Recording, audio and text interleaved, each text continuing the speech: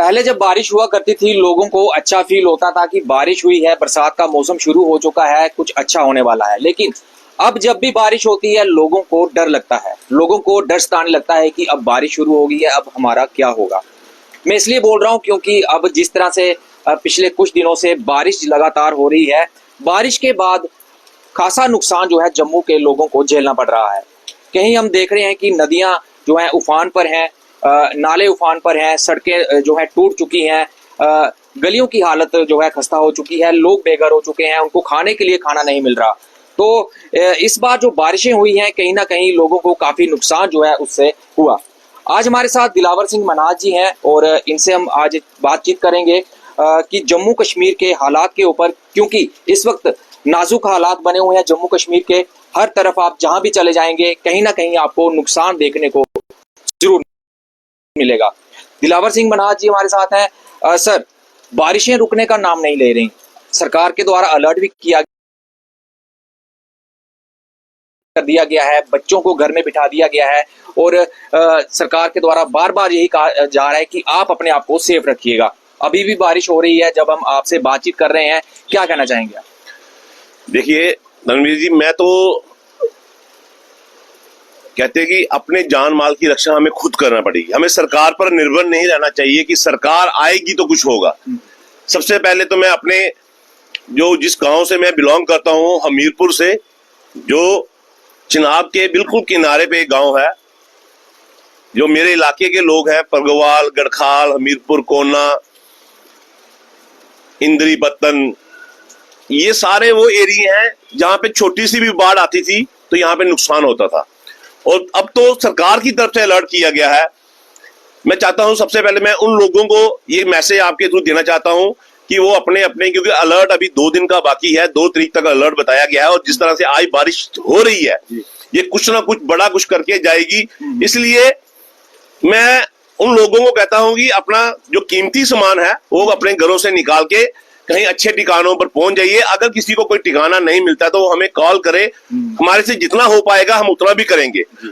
पर मैं कहता हूं कि सरकार को एक स्पेशल कोटे के तहत उन लोगों की मदद करनी चाहिए, क्योंकि ये हमारा जो सेक्टर है, श्रम का जो सेक्टर है, इसमें 80 से 90% लोग आर्मी में हैं, आर्मी के सिपाही हैं, आर्मी के आला अधिकारी हैं, ऑफिसर हैं, जो हमारी देश की रक्षा करने के लिए सरहदों पे लड़ रहे हैं।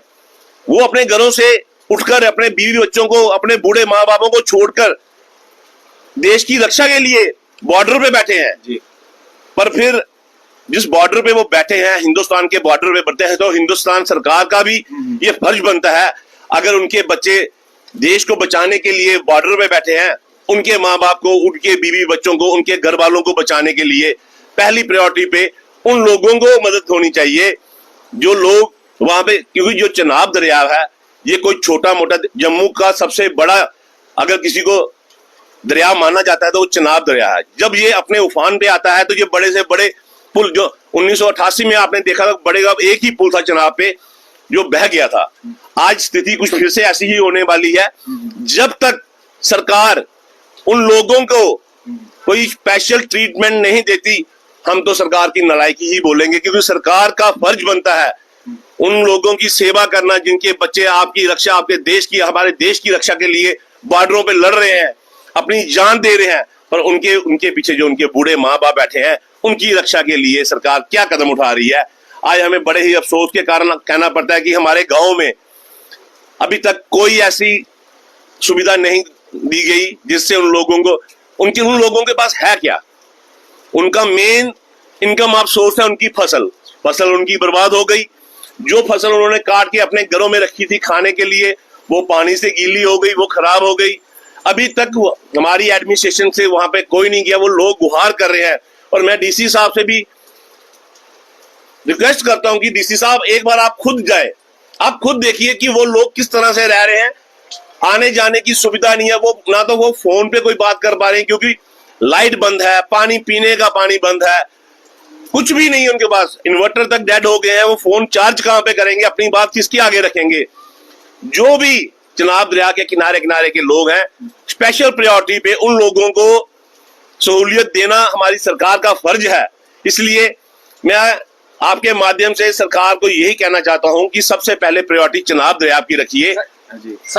अगर तवी वाले पुल पे बाढ़ आई, वहां पे कोई 4 घर हुए, तो हमारा सीएम उमर अब्दुल्ला जी तवी वाले फोर्थ में अपने लोगों का पता लेने वहां पहुंच सकते हैं। तो क्या जो परगवाल में जो सेक्टर में जो लोग रहते हैं वो उनके अपने नहीं है?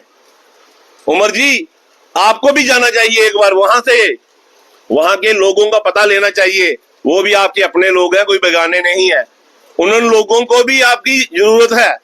आप सिर्फ फोर्थ ब्रिज पे आके अपने लोगों का पता लेके वापस चले गए, ये बात हमें अच्छी नहीं लगी, क्योंकि आप एक जम्मू कश्मीर के मेन हेड है। आपके लिए सारे एक बराबर है। आपको उनके पास भी जाना चाहिए। आपको जाने में तो कोई प्रॉब्लम भी नहीं है, हेलीकॉप्टर आपके पास है, आप जब चाहो 5 मिनट में वहां पहुंच सकते हो। उन लोगों को आपका जाना ही एक बहुत बड़ी बात है कि उन लोगों को लगेगा कि हमारा भी पता लेने कोई आया, हमारी भी फिक्र है किसी को। अगर आप लोग वहां पे नहीं जाओगे, उन लोगों का मनोबल टूट जाएगा। कभी वो आप पाकिस्तान की गोलियों से दुखी है, कभी वो बाढ़ से दुखी है। अब जब से ये बारिश बंद होगी तो जो वहां पे गाय भैंस माल जितना भी वो मरा है उसको उठाने कोई नहीं जाएगा, वहां पे बीमारियां फैलेंगी। उसके लिए क्या करेंगे हम? इसलिए मैं जम्मू के सब लोगों से अपील करता हूं, जो इस योग्य है, जो अपनी नेक कमाई में से 10%, 5%, 2%, 1% भी निकाल के ऐसे लोगों की हेल्प करेगा, ऊपर वाला उनकी कभी भी कोई मनोकामना अधूरी नहीं रहने देगा। कहते हैं कि गरीब की मदद करना ही एक सबसे बड़ा धर्म है। लोगों को ये बात समझ आ चुकी है कि एक ऐसे बड़ी एनजीओ है, एक प्रयास एनजीओ हमने कल देखा हमारे लंगर में आई थी, जैसे वो काम कर रहे हैं, छोटे छोटे टुकड़ों में बन के लोगों के पास जा रहे हैं। मैं सारी एनजीओ से, खास करके मेरे एक दोस्त है चिंकल थापा जी, हेल्पिंग हैंड एनजीओ है उनकी, मैं उनसे भी अपील करना चाहता हूँ कि चिंकल जी आप तो जाएं, आप तो हर जगह पहुंचते हैं, आप ही जाएं, परगवाल सेक्टर में जाएं, हमीरपुर कोना में जाएं, परगवाल, गढ़खाल, नरसिंहपुरा, यहाँ के लोगों की बहुत बुरी हालत है और मैं अपने लोगों की हालत ऐसी नहीं देख सकता। हम कोशिश कर रहे हैं कि आज यहाँ से पूरा सामान इकट्ठा करके कल हम वहां पे खुद जाएंगे। वहां पे हमारे से जो, क्योंकि एक बंदा तो ये इतना बड़ा इनिशिएटिव नहीं ले सकता। चलो कहते हैं बूंद बूंद से पानी भरता है, थोड़ा हम करेंगे, थोड़ा आप करिए, थोड़ा आप करिए, ऐसे ही मिलकर अगर हम सब लोग, एक ये भी देश सेवा है जी। अपने लोगों को बचाना भी एक देश सेवा है। इसलिए हमें अपने लोगों को बचाना है, उसके लिए हमें सबको इकट्ठा होना पड़ेगा। कहते हैं ना, team work makes a dream work.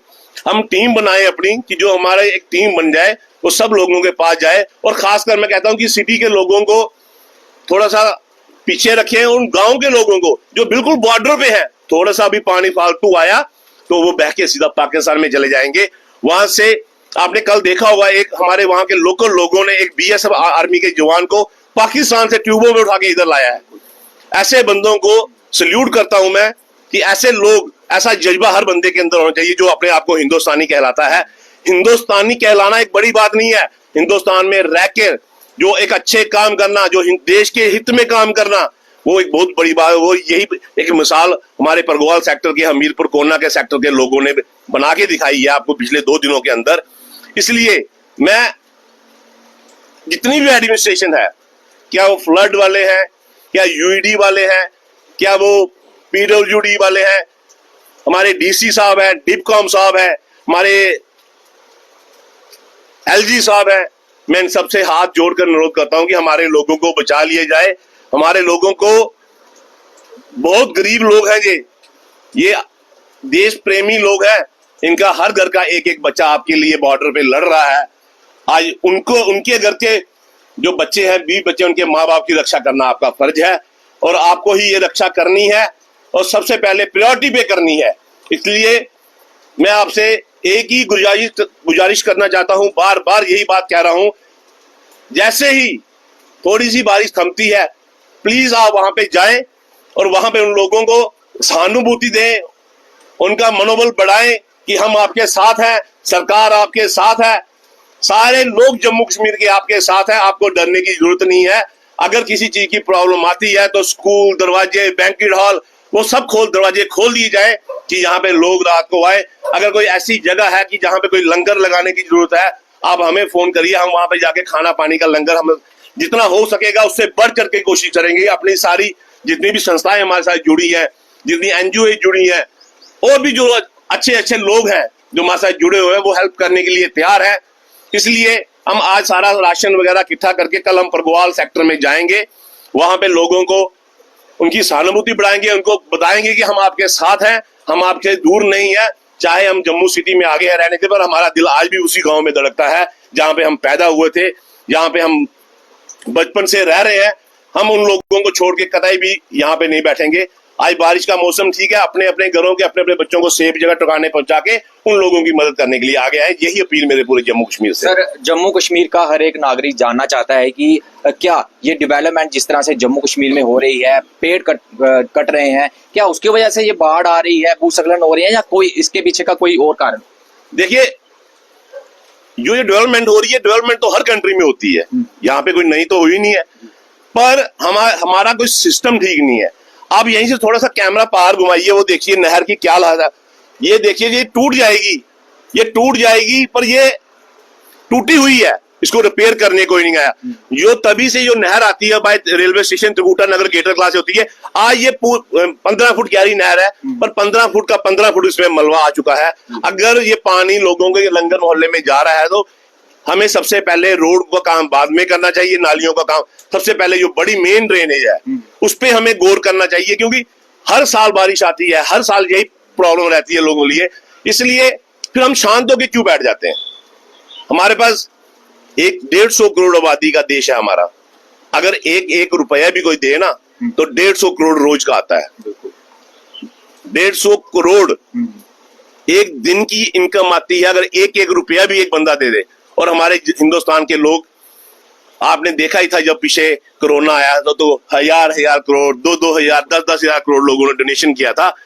अगर आज जम्मू कश्मीर में ऐसी मुसीबत आई है तो मैं उन लोगों को फिर से जागरूक करना चाहता हूं कि अगर आप देन जोग हैं तो प्लीज जम्मू कश्मीर के उन लोगों की मदद कीजिए जिनका बारिश के कारण उनका घर बाहर, उनके बिस्तर, उनका खाना पान, जो लोग अपने घरों में बैठे हैं, उनके पास जो भी जुड़ता है, जिसके पास कपड़े जुड़ते हैं, जिसके पास खाना राशन जुड़ता है, जिसके पास जो भी वो मदद कर सकता है, किसी तरीके से उन लोगों के पास जाए, उनका मनोबल बढ़ाए, उनको राहत दिलाएं। कहते हैं ना, किसी को राहत दिलाओगे तो आपको राहत ऊपर वाला देगा। मैं आपसे यही अपील कर सकता हूं, और मैं उन लोगों के लिए भी एक शांति का 5-2 मिनट का हम एक मौन भी रखना चाहते हैं कि जो वैष्णो देवी की यात्रा करने लोग गए थे, वहां पे कहीं ना कहीं एडमिनिस्ट्रेशन फेल होती हुई दिखती है। क्योंकि अगर आपको इतना बड़ा अलर्ट मिला था तो आपने यात्रा रोकी क्यों नहीं थी? उसका जिम्मेवार कौन है? इस बात का भी बहुत बड़ा सवाल है कि जो 40 बंदे तो बता रहे हैं, तो क्या कहते हैं कि 70 से 80 बंदे वहां पे मरे हैं, उन लोगों के जिम्मेवार कौन है? क्या उनको 1-1 लाख रुपया देके जो आपने एक मुआवजा दे दिया, एक लॉलीपॉप दे दिया उनकी फैमिली को, ये बनता नहीं था। थोड़े दिन पहले आपने देखा था, तभी में एक लड़का मर गया था, उसको 35 लाख का मुआवजा दिया गया। वो चिट्टे का काम करता था, उसको 35 लाख का मुआवजा दिया गया, उसके घर में एक नौकरी दी गई। और जो लोग बॉम्बे से, महाराष्ट्र, केरला, कर्नाटक से जो माता रानी के दर्शन करने के लिए आए थे, अगर वो वहां मर के गए, 1-1 लाख रुपया, 1-1 लाख तो उनका आने जाने का टिकट का खर्चा ही आ गया होगा, खाने पीने का ही आ गया। उनको आपने उनको रिलैक्सेशन नहीं दिया है, उनके मुंह पे ये थप्पड़ मारा है। और ये थप्पड़ का एक गूंज एक दिन जिस बंदे ने ये इनिशिएटिव लिया है 1 लाख का, उसको भी पता चलेगा कि भगवान के घर में देर है अंधेर नहीं, एक दिन ये 1 लाख आपके पास वापस आएगा। ऐसे पिक एंड चूज वाली पॉलिसी जम्मू कश्मीर में मत करें। ये जम्मू कश्मीर एक गुलदस्ता है, हिंदू, मुस्लिम, सिख, ईसाई सारे यहाँ पे मिलकर रहते हैं। ऐसे लोग जो इसको तोड़ना चाहते हैं, पर हम जम्मू कश्मीर के लोग उनके साथ हैं, हम इसको टूटने नहीं देंगे। हम सब समुदाय के लोगों को साथ लेके चलेंगे, और सारे हिंदू, मुस्लिम, सिख, ईसाई, मेरी सबसे ये अपील है कि आपसी भाईचारा बना के रखें। और ऐसे टाइम में जब हिंदुस्तान पे, हमारे जम्मू कश्मीर में जब कोई मुसीबत आई है, जम्मू कश्मीर हमारे हिंदुस्तान का ताज है, और जब ताज ही नहीं रहेगा तो बाकी आप क्या करोगे? इसलिए आज ताज बचाने की जरूरत है, जम्मू कश्मीर बचाने की जरूरत है, लोगों को बचाने की जरूरत है। इसलिए उन लोगों को खास प्रायोरिटी पे, खास करके जो चिनाब के किनारे रहते हैं, कि चिनाब एक बहुत बड़ा दरिया है, जब ये अपने उफान पे आता है तो ये कुछ नहीं छोड़ता। अगर मैं आपको ये लाइव पिक्चरें दिखाऊंगा, आप देखिए उनमें क्या हालत हुई है। हमारे लोगों में त्राह मची हुई है, वो लोग चीख रहे हैं, चला रहे हैं, आज तक उनका पता लेने कोई नहीं गया। मैं एडमिनिस्ट्रेशन से हाथ जोड़ के अपील करता हूँ, प्लीज हेलीकॉप्टर लेके, नहीं होता तो जैसे आर्मी ने 2 घंटे में पुल दिखा दे, मैं सल्यूट करता हूँ ऐसे आर्मी को जिन्होंने कर दिखाया कि 2 घंटे में भी हम पुल तैयार कर सकते हैं। आज चाइना से, अमेरिका से ऊपर हमारा देश ऊपर आ गया है कि जो 2 घंटे में पुल तैयार कर सकता है वो क्या नहीं कर सकता। इसलिए मैं चाहता हूं कि अगर आपकी हेल्प नहीं हो रही तो आप सिर्फ एक बार आर्मी को, क्योंकि हमारे पूरे बॉर्डर पे आर्मी ही आर्मी है, अगर आप आर्मी को भी आदेश दे देना तो वो सारे लोगों को अपने पास ठिकानों में, अच्छे ठिकानों में सेफ जगह पहुंचा सकती है, उनको लंगर लगा के खाना खिला सकती है। जो काम हमारी आर्मी कर सकती है वो हमारे सिविल लोग नहीं कर सकते, क्योंकि आर्मी का इतना इंफ्रास्ट्रक्चर है, इतनी सहूलियत है, वो कुछ भी कर सकते हैं। आप आर्मी को ही आदेश दीजिए, अगर आप नहीं पहुंच पा रहे, रास्ते खराब है, पानी है, अगर आप नहीं भी पहुंचते तो आर्मी को ही आदेश दीजिए कि उन लोगों की सेफ्टी करे। सबसे पहले हमें उन लोगों की सेफ्टी चाहिए, उसके बाद जो भी होगा वो देखा जाएगा।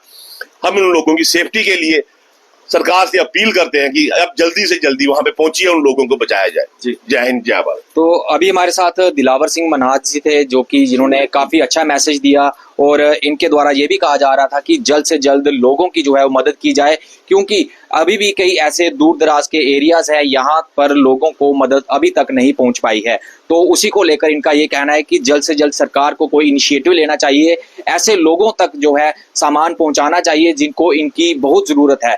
क्योंकि अगर हम बात करें तो सिटी एरिया की बात करें तो जहां पर तो एनजीओज पहुंच जाती है, उनको खाना प्रोवाइड करवा देती है लोगों को, लेकिन जो अखनूर इन्होंने एरिया बताया वो काफी दूर दराज का एरिया है, वहां पर छोटे छोटे गांव हैं, वहां पर पानी जो है वो लोगों के घरों के अंदर जो है वो आ चुका है। तो उसको लेकर दिलावर सिंह मनाज जी ने एक रिक्वेस्ट की है सरकार के सामने। इनका ये कहना है कि सरकार जल्द से जल्द कोई इनिशिएटिव ले, क्योंकि इस बार हम जब बात कर रहे हैं दिलावर सिंह मनाज जी से तो बारिश जो है वो लगातार हो रही है। हो सकता है कि अभी भी कोई बड़ा नुकसान कहीं ना कहीं हुआ हो, लेकिन हम ये नहीं चाहते कि नुकसान हो, क्योंकि जिस तरह से लोग इस वक्त घर से बेघर हो गए हैं, लोगों को खाने के लिए खाना नहीं मिल रहा, पीने के लिए पानी नहीं मिल रहा, तो हमारी तरफ से, हमारी टीम की तरफ से सरकार से भी एक अनुरोध रहेगा, एक रिक्वेस्ट रहेगी कि जल्द से जल्द लोगों तक जो है खाना पहुंचाए। खासतौर पर जो अखनूर एरिया के लोग हैं वहां तक, गांव जो एरियाज हैं, जम्मू के गांव हैं, वहां तक पहुंचे और ऐसे लोगों की जो है वो जल्द से जल्द मदद की जा सके। तो इस सब पर आप सभी जनता की जो भी राय रहेगी आप हमें कमेंट बॉक्स में जरूर